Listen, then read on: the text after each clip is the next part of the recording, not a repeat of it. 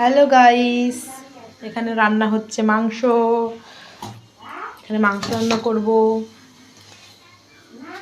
আর হ্যাঁ, আমার কিন্তু রান্না বান্না করতে খুব ভালো লাগে। গুছিয়ে নিয়ে রান্না করতে খাবে আমি চলে খুব আসো। ভালোবাসি। জানি না কেন তো এখানে আলু ভাজা রান্না শুরু করতে আমার করে কোনো দিয়েছি, অসুবিধা হয় না। আস্তে আস্তে দেখতে সত্যি পারবে। অভ্যাস হয়ে গেছে।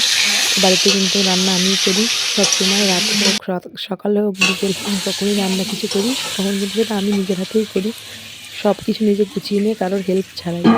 তো তোমরা দেখো, কারণ আলু ভাজার পরে কিন্তু আমি দিয়ে দেবো পেঁয়াজটাকে কিন্তু ভালো মতন আমি ভেজে নিয়ে তারপরে হচ্ছে গিয়ে দিয়ে দেবো হচ্ছে এখন মাংসটাকে আমি এবার ভালো করে পেঁয়াজের সাথে ভেজে দিয়ে দেবো টমেটো। তারপরে কিন্তু আবার ভালো করে নাড়িয়ে চাড়িয়ে তারপরে আমি একটুখানি হালকা মতন লেবুর রস দিয়ে দেবো।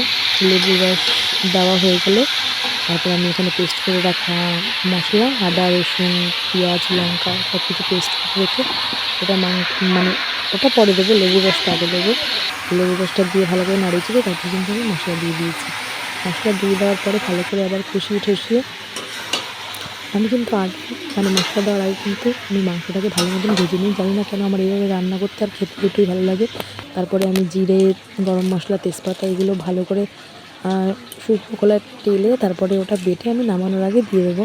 তো মাংসটা কিন্তু এভাবে রান্না করলে আমার খুব খেতে ভালো লাগে। তোমরা বাড়িতে ট্রাই করতে পারো। আর হ্যাঁ, আমার কথাগুলো একটু অন্যরকম লাগছে, কারণ আমি কোনোদিন এভাবে ভিডিও করিনি, এরকম ভয়েস দিয়ে করিনি। তো নতুন নতুন ট্রাই করছি।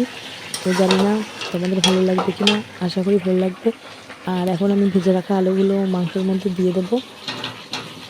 তো আমি অনেক দিন ধরেই ভাবি ভিডিও করবো, কিন্তু মানে সাহস পাচ্ছি না। তো এখন চারিদিকে দেখে ভাবছি না, এবার ভিডিও করা যাক, যা হবে হবে, সবটাই তোমাদের ভালোবাসার উপরে। আর যদি ভগবানের আশীর্বাদ থাকে তো হবে। তো সেরকম কোনো ব্যাপার না যে ভিডিও করে টাকা ইনকাম করতে হবে বা কিছু, এরকম কোনো ব্যাপার না। ভালো লাগে তাই করলাম। নেক্সট টাইম আবার করব। টাটা।